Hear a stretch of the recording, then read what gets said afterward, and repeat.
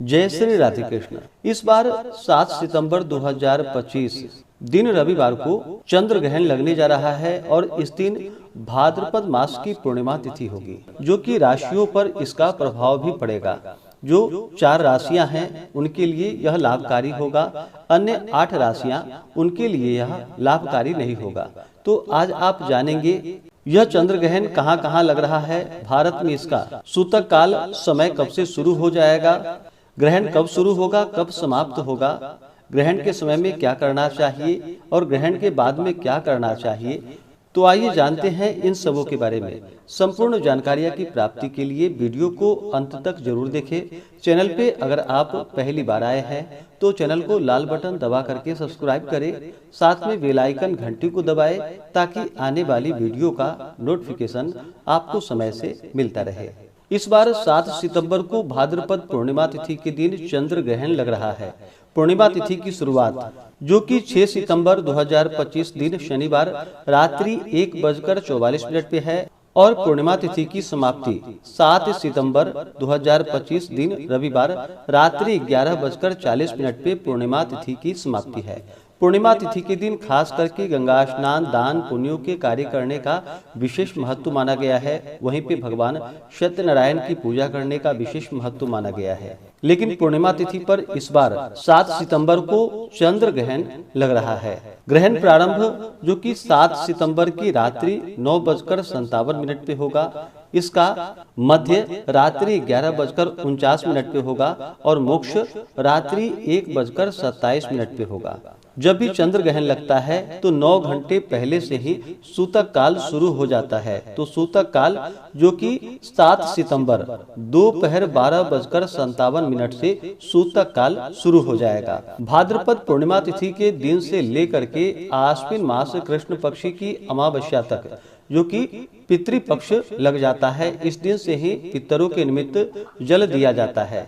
भाद्रपद पूर्णिमा तिथि के दिन ऋषियों के लिए तर्पण किया जाता है। उसके अगले दिन से जो कि सभी तिथियों के अनुसार अपने पितरों का श्राद्ध तर्पण आदि का कार्य करते हैं। तो जो भी ऋषि तर्पण का कार्य करने वाले हैं वो सभी गंगा स्नान, दान, पुण्यों का कार्य से लेकर के तर्पण आदि का कार्य जो कि दोपहर 12 बजे से पहले ही इन कार्यों को संपन्न कर ले। चर, लाभ और अमृत नामक शुभ चौघड़िया मुहूर्त होगा जो कि सुबह 7:14 से सुबह 11:55 तक होगा। तो इस अंतराल में ही आप दान पुण्यों का कार्य कर ले। ब्रह्म मुहूर्त का समय 7 सितंबर को सुबह 4:31 से सुबह 5:16 तक होगा।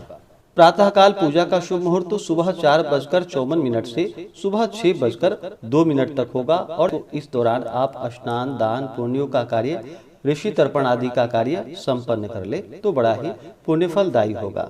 इसके बाद जो कि दोपहर 12:57 से सूतक काल शुरू हो जाएगा।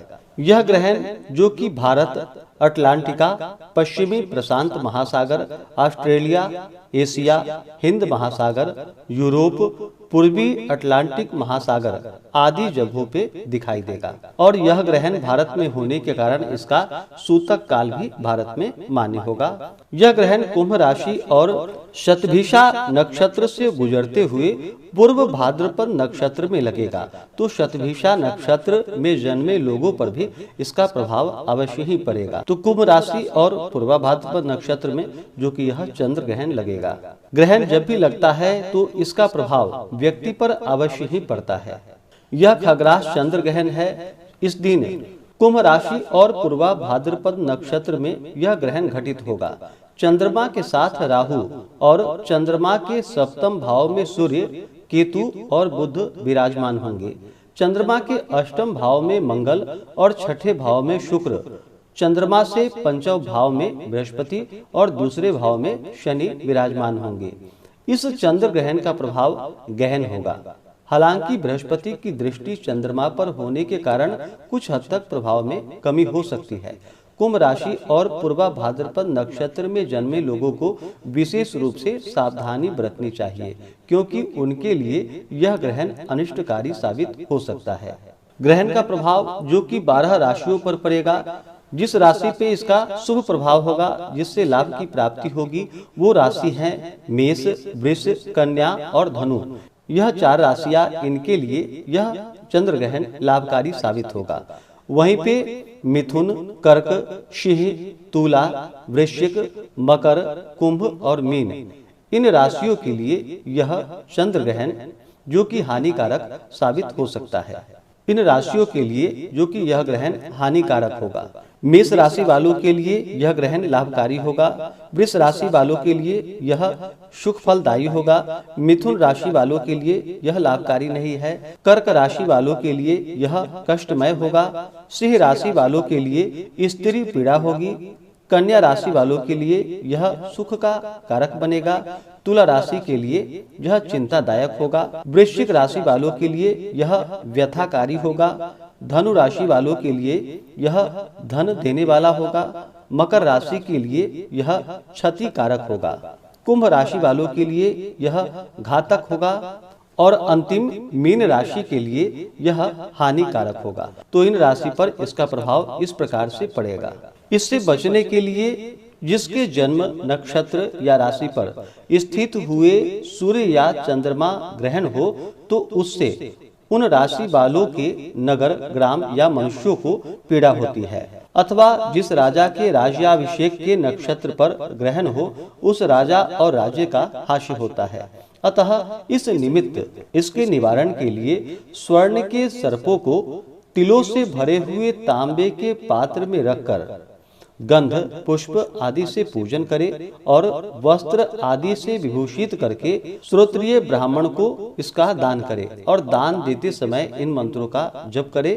तमोमय महाभीमा सोम सूर्य विमर्दना हेम नाग प्रदानेन मम शांति प्रदो भव। इस प्रकार से कह करके प्रार्थना करनी चाहिए और दान करना चाहिए। सूर्य ग्रहण में सोने का तथा चंद्र ग्रहण में चांदी के वृत्ताकार बिंब का गंध अक्षत से पूजन करके दान करे तो उपराग जनित सभी प्रकार के संताप शांत हो जाते हैं। तो यह जिन राशि वालों के लिए सुफलदायी नहीं है तो इन कार्यों को करे। यह करने में संभव ना हो पाए तो आपसे जो भी बन सके दान पुण्यों का कार्य करे। ग्रहण के समय में खास करके गंगा स्नान का और मानसिक जप का बड़ा ही विशेष महत्व माना गया है।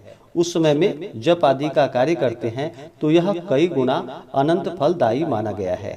ग्रहण में जो कि बालक, वृद्ध और रोगी को छोड़कर अन्य लोगों के लिए भोजन निषिद्ध माना गया है तथा ग्रहण के समय में बिल्कुल नहीं सोना चाहिए, भोजन नहीं करना चाहिए। इस समय ब्रह्मचर्य का पालन करना चाहिए। ग्रहण के समय में खास करके जो कि गर्भवती स्त्रियों को घर से बाहर नहीं निकलना चाहिए। अपने आसपास धारदार वस्तुएं, कैंची, चाकू, सुई आदि बिल्कुल भी नहीं रखनी चाहिए। ग्रहण के दुष्प्रभाव से बचने के लिए गर्भवती स्त्रियों को ग्रहण से पहले ही जो कि लाल चंदन की 3 रेखा या गेरुआ आदि अपने उदर पर, पेट पर लगा लेनी चाहिए। इससे ग्रहण का दुष्प्रभाव कम होता है। चंद्र ग्रहण एक खगोलीय घटना है जिसमें पृथ्वी, सूर्य और चंद्रमा के बीच आती है, जिससे चंद्रमा पर पड़ने वाले सूर्य के प्रकाश को पृथ्वी रोक लेती है। इस दौरान चंद्रमा आंशिक या पूर्ण रूप से ढक जाता है और एक विशिष्ट रंग में दिखाई पड़ता है, जिसे अक्सर रक्त चंद्रमा कहा जाता है। चंद्र ग्रहण जो कि 3 प्रकार के माने गए हैं। पूर्ण चंद्र ग्रहण जब पृथ्वी की छाया पूरी तरह से चंद्रमा को ढक लेती है।